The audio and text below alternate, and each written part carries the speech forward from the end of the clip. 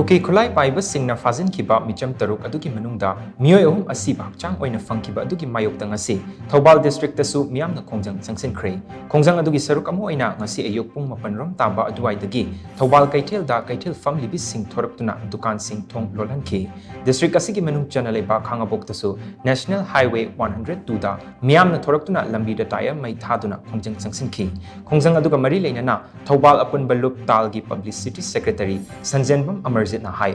Chahi ani farakadoraba lan asida Kuki singna nupi angang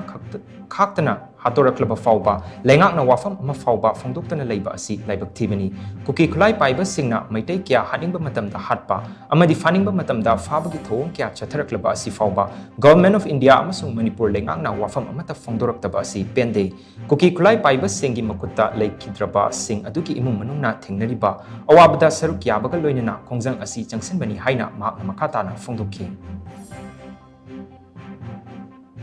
Kutta kulai paiduna karisu tauba ngamdragasu aikoina